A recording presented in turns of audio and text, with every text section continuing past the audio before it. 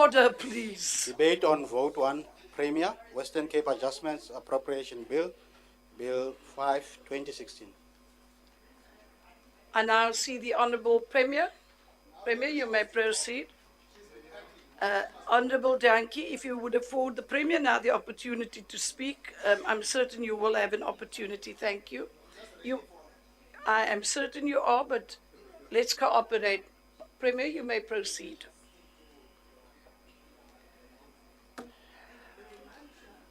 Speaker, the budget for the Department of the Premier has been increased by 23.7 million rand in this Adjustments Appropriation Bill.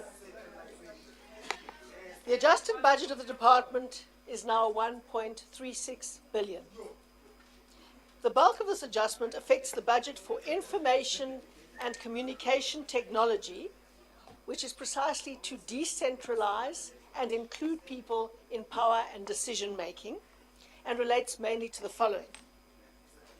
Firstly, the reallocation of the broadband project funding to cater for the Microsoft licensing shortfall. And why is there a Microsoft licensing shortfall, Madam Speaker?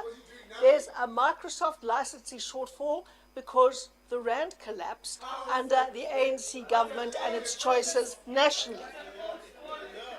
That's why we need an additional 50 million rand to pay for licenses, because of bad governance nationally that is shorting our currency. This budget shift is based on the project progress, because we keep making progress in the Western Cape, details of which have been shared with the Standing Committee on various occasions. Delays in building plan approvals and the installation of municipal power connections have impacted the broadband rollout, but I'm still very pleased with the progress we're making. Meanwhile, the department's budget for software licensing came under severe pressure due to the impact of the rand-dollar exchange plummeting, and that had to be augmented as a result of our weekend special Minister of Finance last year. The 11-year cash flow projections for the broadband project are not negatively affected by this shift. Now, secondly, the adjustment budget has been affected by the reallocation of the 2015-16 cost of employment savings to cater for the Microsoft licensing shortfall. Now, we had to save money from employing people to pay for the Microsoft licensing shortfall, all as a result of the crisis that this national government got us into. The department was able to fund some of the 2016-17 licensing shortfall from its 2015-16 compensation of employee savings. Thirdly, the adjustment budget arises from the ICT requirements for modernization projects, and that is 12.1 million rand. Funding has been prioritized to ensure that the delivery of Western Cape government modernization projects remain on track. And it really is very important to be IT enabled if we want to do proper governance and create a context for development and economic growth and job creation in this province. Now, there are also shifts from within the Department of the Premier, Madam Speaker. Business process optimization project funds totaling 6 million rand have been shifted also to the Centre for E-Innovation for the implementation of the Service Interface Program. This is a work group located within the Provincial Strategic Goal 5. Various pilot initiatives are currently being undertaken to improve the experience of our citizens when engaging government through either our frontline service delivery facilities or via our digital channels, precisely the opposite of dictatorship, Madam Speaker. Spend will focus on client relationship management, a queuing system prototype, which is already working very well, infotainment monitors at health facilities where people wait and then can watch useful videos that give them good information around their health, around their children's opportunities, but also entertain them at the same time. And computers on wheels at Tygerberg Hospital, which will improve service. An amount of 1.1 million has also been shifted within the Centre for E-Innovation for the operational maintenance of the Cape Access E-Centres. And may I just say, Madam Speaker, that we had our what we call speed dating interactions with our mayors and municipal managers this past week, and almost every mayor from a rural area without fail said these Cape Access e-centres are absolutely magnificent, provide wonderful access to the youth, to connectivity and to alternative entertainment and information channels, and that they just want them in every single rural community. So I'm really glad that we are going to be shifting money to do that. Madam Speaker, Cape Town has got connectivity almost everywhere where people don't steal our fibre optic cables. Madam Speaker, I would like to express my appreciation to the Director General and the management of the department for their contribution to and the development of a very sound budget. Now I would like to take the opportunity to answer questions from the Honourable Dugmore and the Honourable Davids. They asked who won the gold medal in the Batupele Awards. I'm very pleased that this is one. Order, please. This is one of the unprepared and questions without notice to the Premier that I can answer. No, the Batupele Award for the best. The Community Safety Department won the Bronze Award overall. So the question is, who won the Gold Award overall was the Department of the Premier in the Western Cape. And in case there wasn't a gold for community safety, there were medals for the best, second best and third best department in the whole public sector. National, who was the best? The Department of the Premier. No, they didn't have a special award there. They had Batupele Awards for departments at national and provincial level throughout the whole country. They had awards for the best department, provincial or national, throughout the country. This is all departments, every one. And the Department of the Premier got the gold, and the Department of Community Safety got the bronze. There's your answer. And if you want to know the answer, and I may also add humbly that the silver best head of department was the DG, Brent Gerber. And furthermore, the gold for the most ethical department was the Department of the Premier. So now I've answered all of your questions in one fell swoop. Order, please, members. Premier of the Western Cape. But I accept that very humbly, because actually the award goes to a very overstretched department who had to sacrifice several of their key posts in order to up the amount that we could pay in licensing because of the crash of the rand occasioned by the ANC at a national level. And despite that, they got gold. So I want to say to them congratulations and thank you very much, because the performance of our dedicated officials in all departments and the incredible work they're doing on the game changer. Game changers. I've just come out of 4 stock takes. Absolutely amazing. It has been a challenging year for government, Madam Speaker, and I would like to thank all Western Cape government employees who have had to work really harder and much smarter as a result of the austerity measures. Thank you very much indeed, Madam Speaker. Thank you, Premier. Questions without notice. I like those kinds of. I now see the Honourable Mitchell. You may proceed. Honourable Dianki. Thank you, Madam Speaker. Yes, Honourable Mitchell, please take your seat.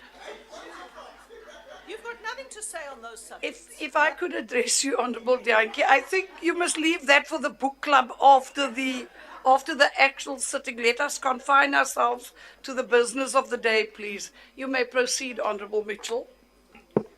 Thank you, Madam Speaker. Speaker, the adjusted appropriation budget for the Department of the Premier sees an increase of 23.7 million rand from the main appropriation. This increase is in the main in order to support other departments.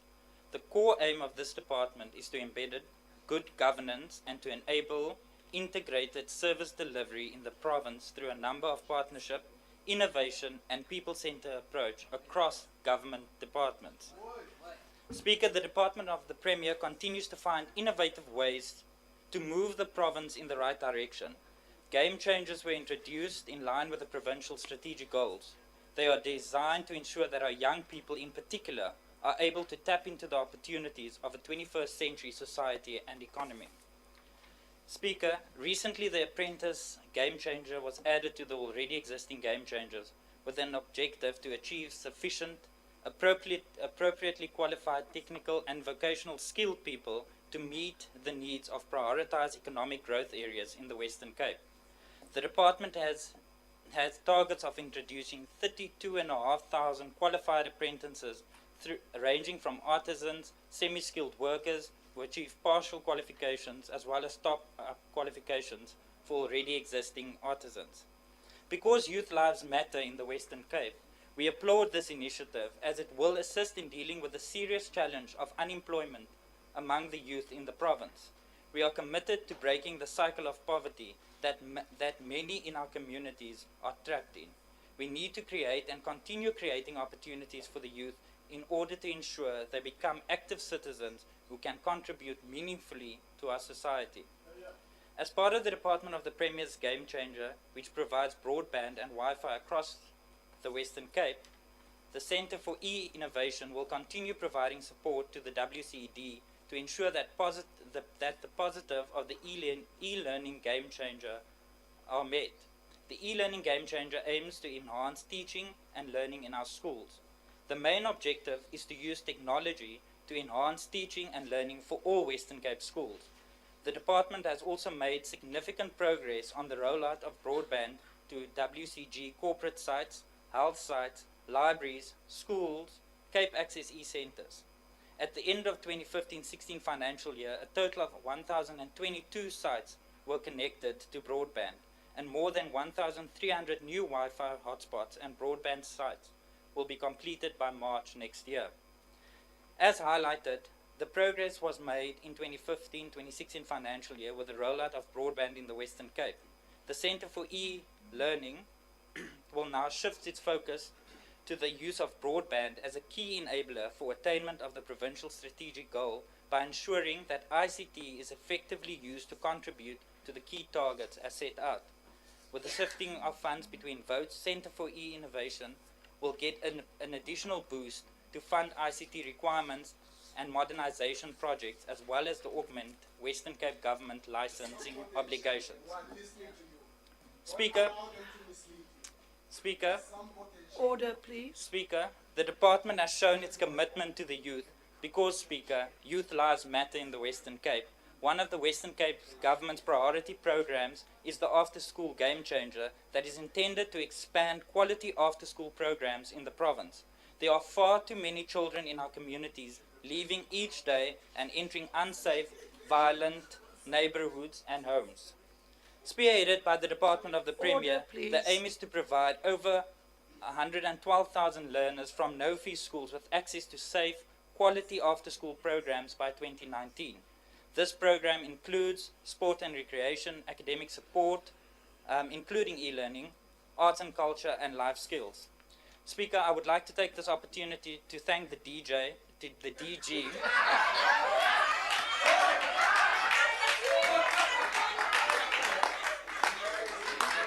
Okay. Members, let the DJ not rock this house. Well, Speaker, yeah.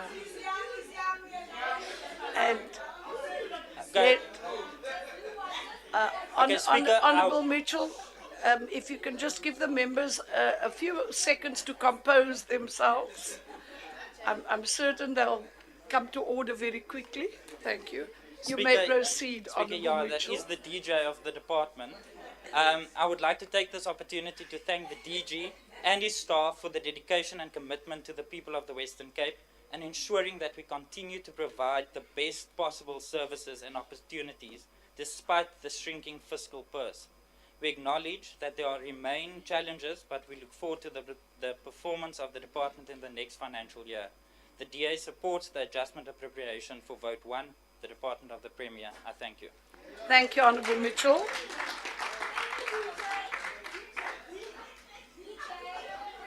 Honourable Davids, let the DJ not rock this house now, please.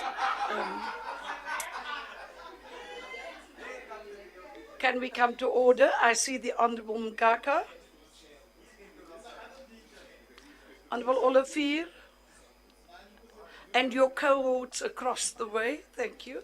You may proceed, Honourable Mkaka. Honorable Speaker, thank you. I must confess that this is my first experience in that ministry, that department of the Premier, of which with my only 2 days attended, I'm very frustrated and of course concerned. Though the Premier seems to be very pleased and appreciating the fact that her budget has been increased to 1.3 billion, and there's been some shift from other departments to her department. But my serious concern is the question of what that means. Because my whole experience looking at this 1.3 billion, I don't see any improvement in terms of the quality life of our people, Which is the most important.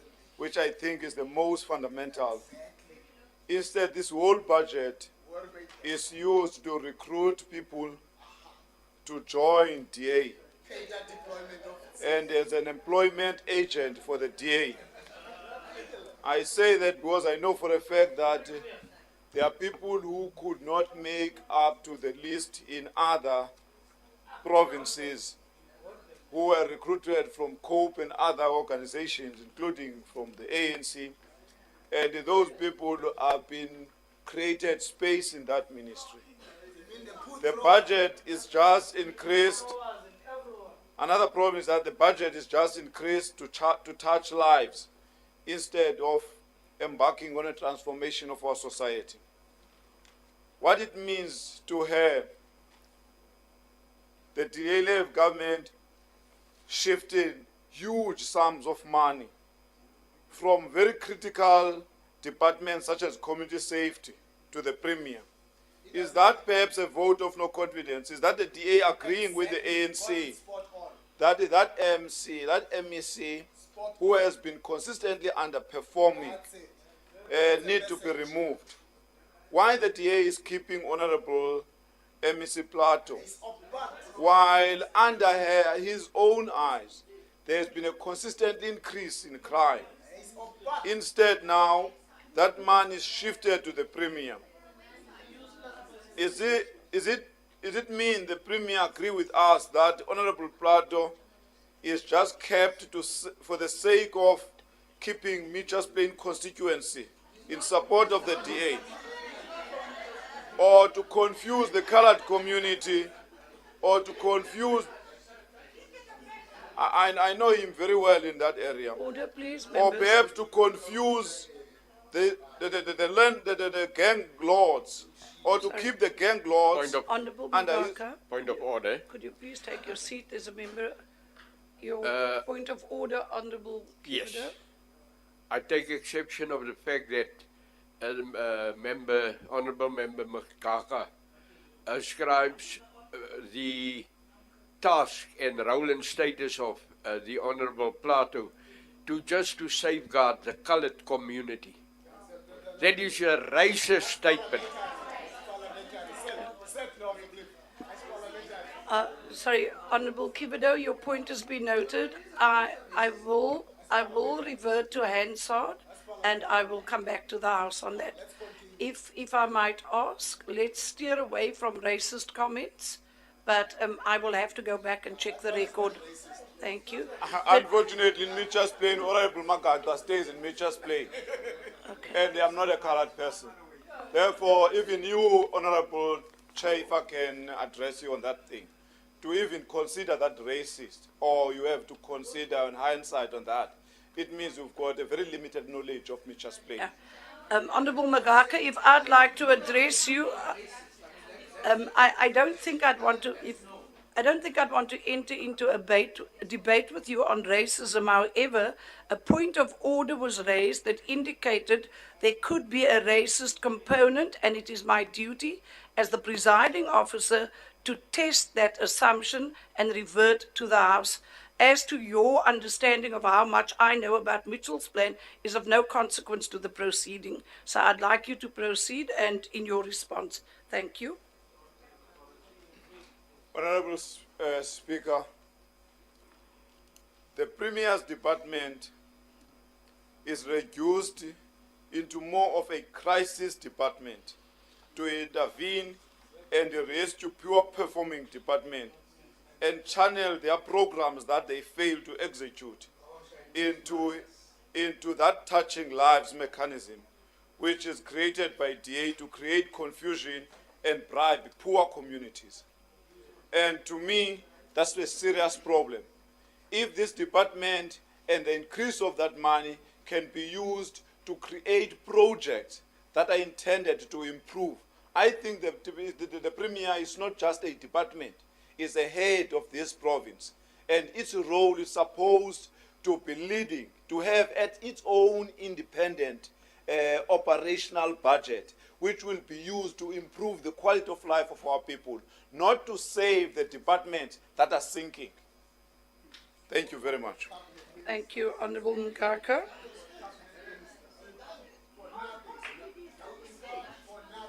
Order, please, members. Members, order, please. Premier, thank you. I see the Honourable Christians. Thank you, Speaker. Sorry, Honourable Christians, please take your seat. Honourable Dianki, casting aspersions on a fellow member is inappropriate and unparliamentary. There are no praise singers in the House today, and if you'd like to take that discussion offline, I recommend you do it somewhere else. You may proceed, Honourable Christians. Thank you, Speaker. I don't know if the Honourable Gaka read this blue book, or was he present when the Premier spoke? Because that has no relation to what the Premier said. Because, Speaker, the important thing for me is, and as we've called in the Premier with the broadband projects, and we know how effective the broadband is. There's a lot of frustration, but the important thing is voting against this vote today will stop the licensing process. That is what it does. And the important thing is, Premier, Speaker, the important thing is that the department of the Premier has got a transversal role. I believe that the Premier will be judged as leader of this province. And the Premier has played an important role, and I want to say well done, Premier, for receiving the Gold Reward. We must do that, mustn't we? Well done, Premier, for receiving the Gold Reward. But you see, Premier, Speaker, you see the important thing is we must support. The world is now moving in broadband, ICT, and a lot of the money is going there, and we want to support the adjustments for the vote one. Thank you, Speaker. Christians. Once again, in the absence of the EFF, I see the Honourable Premier. Unfortunately, it cannot be done. Yes, well, I'm wearing a red overall today, so You may proceed, Premier. thank you very much, Madam Speaker. I would like to thank the Honourable Mitchell, who is now the chair of the Portfolio Committee, and I would like to congratulate him and thank him very much for his contributions.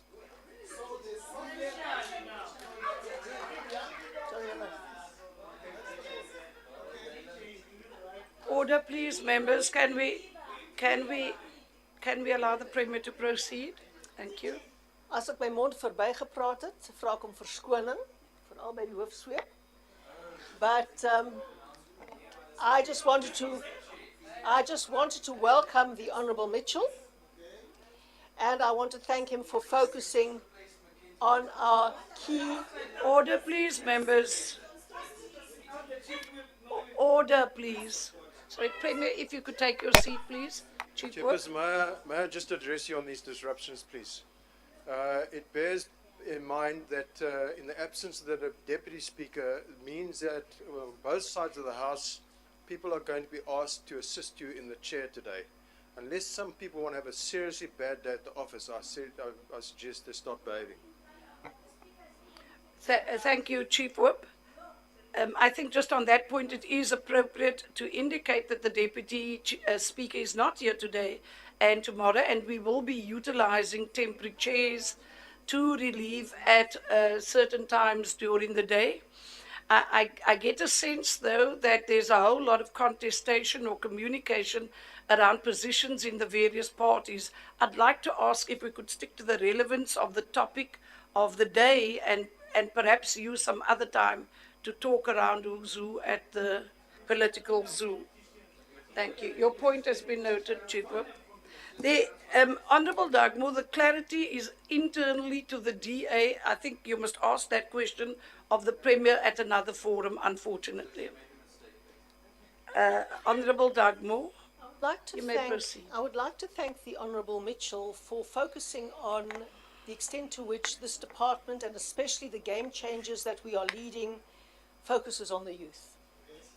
It's e-learning, it's after schools, it's apprenticeships, it's the alcohol game changer, which is one of our most difficult and one that worries me the most.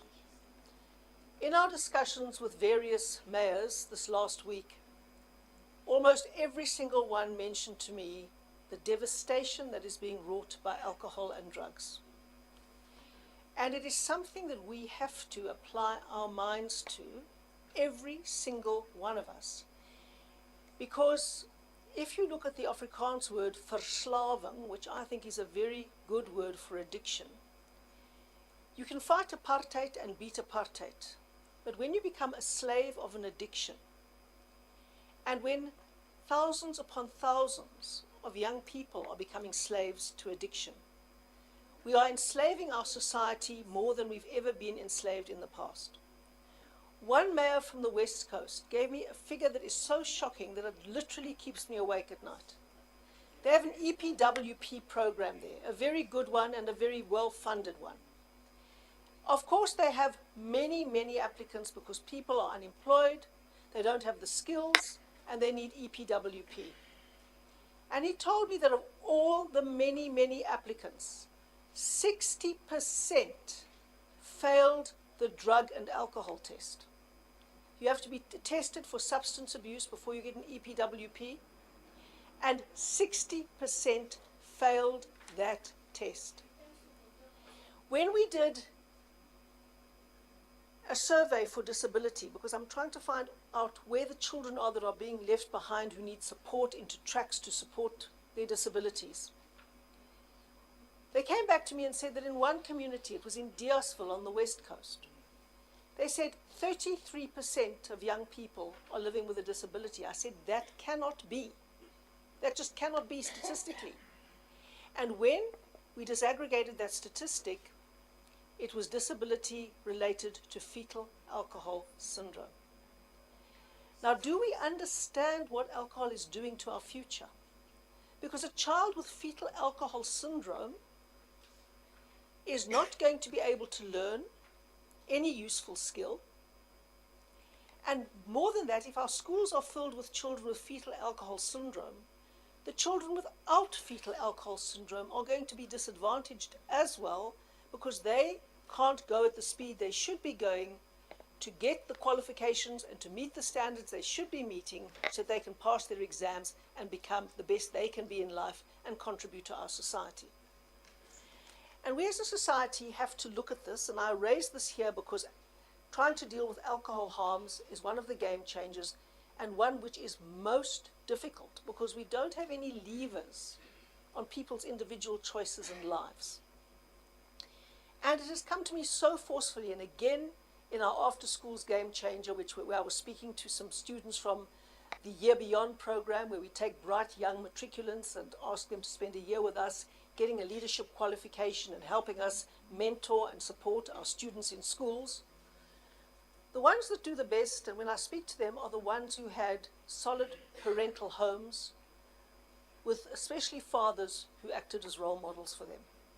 And that is one of the big things we have to get right, because no government can stand in for a committed parent. So we cannot replace parenting, and we have to stand up as one and argue for a society based on the ethics and norms of responsible parenting.